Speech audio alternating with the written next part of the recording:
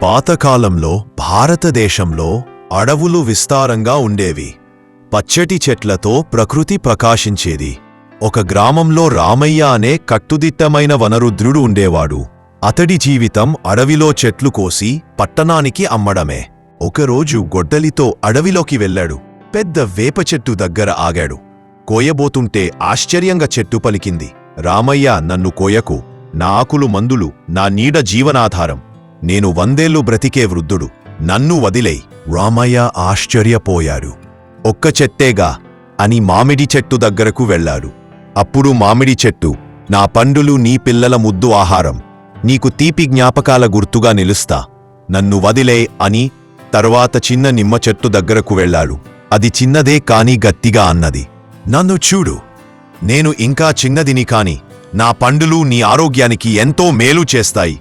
నన్ను వదిలేస్తే రేపు నీవు కూడా నన్ను ఆశీర్వదిస్తావు. రామయ్య ముందుకు వెళ్తుంటే మునగ చెట్టు అన్నది, నా ఆకులు పోషకాహారాన్ని ఇస్తాయి, రోగనిరోధక శక్తి పెంచుతాయి. నేను పెద్దగా అయిన తర్వాత నీ ఇంటికే ఆసరగా చెల్లాని నీరగా మారగలను అని అన్నది. తర్వా చిన్న ఉసిరి చెట్టు, బదామి మొక్క, జామ చెట్లు, ఇలా ఎన్నో చెట్లు తనని ఆపుతూ తమ విలువను వివరించాయి.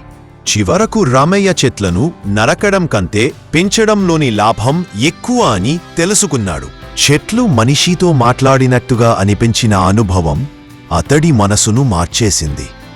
ఆ రోజు నుండి రామయ్య చెట్లు కోయడం మానేశాడు. గ్రామస్తులకు చెట్ల ప్రాముఖ్యత చెప్పసాగాడు. ఆ తర్వాత నుండి రామయ్య పేరు వనమిత్రుడుగా మారిపోయింది.